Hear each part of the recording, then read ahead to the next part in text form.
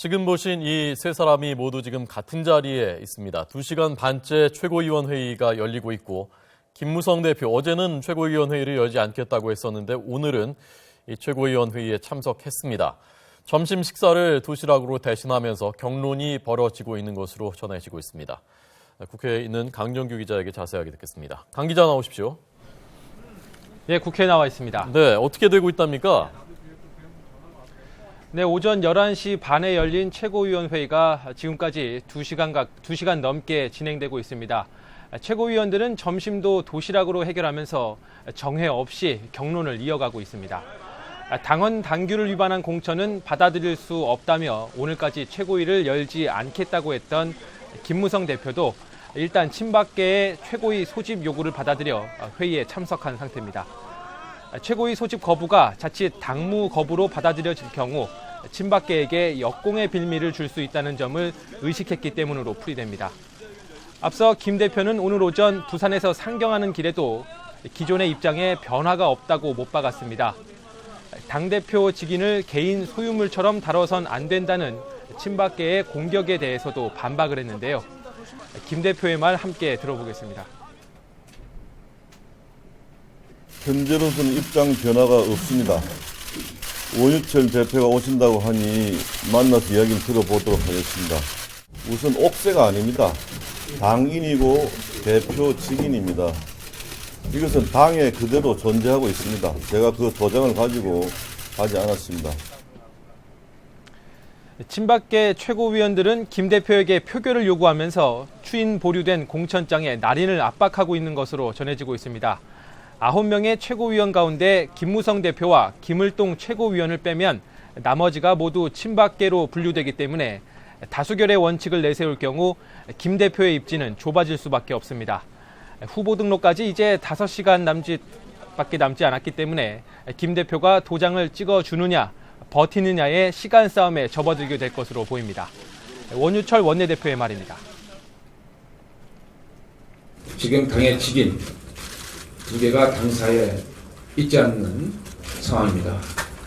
당의 직인을 하루빨리 당사에 반납을 하셔서 공적인 그러한 당의 직인으로 사용할 수 있도록 조치를 하셔야 될 것입니다.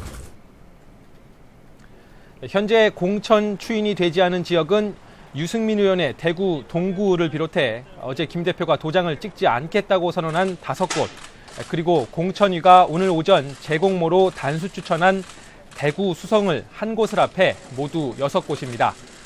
공천 탈락에 반발해 공천 효력 정지 법정 대응에 나선 주호영 의원은 수성을의 재공모 역시 1시간짜리 반짝 공모로 당헌 당규에서 정한 3일 전 공고 원칙을 지키지 않아 무효라고 제동을 걸고 나서기도 했는데요. 6곳 모두 새누리당의 텃밭인 서울 강남과 대구 등지이고 정종섭 전 행자부 장관, 추경호 전 국무조정실장 등 진박 중에 진박으로 꼽히는 후보들의 출마 여부가 걸려 있어서 결과가 주목됩니다. 네. 앞으로 그러면 어떻게 될 수 있는 건지 어떤 가능성들이 있는 것인지를 좀 설명을 더 해주시죠. 네, 우선 새누리당의 후보로 선관위에 공식 등록을 하려면 당인과 당대표 직인이 모두 찍혀있는 공천장을 제출해야 합니다. 후보 등록 마감이 오늘 오후 6시까지인데 김무성 대표가 이때까지 날인을 거부할 경우 보류 지역 후보들은 이번 총선에 출마를 할 수 없게 됩니다. 상황을 타개할 수 있는 가장 확실한 방법은 친박계 최고위원들이 집단 사퇴해 비상대책위원회 체제로 넘어가는 겁니다.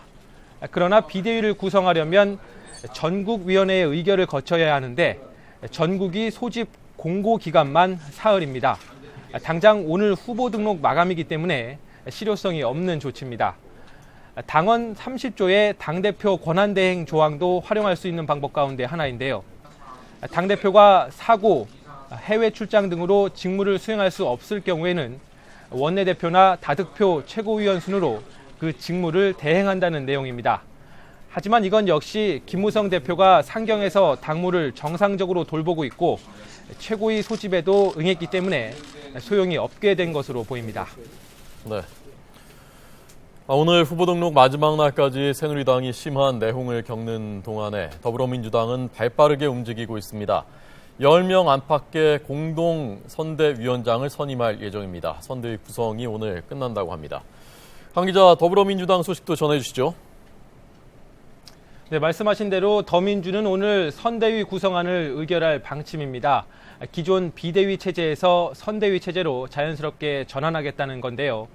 김종인 대표가 상임 공동 선대위원장을 맡고 중량감 있는 인사들 10명가량을 공동 선대위원장으로 전면에 배치할 것으로 보입니다.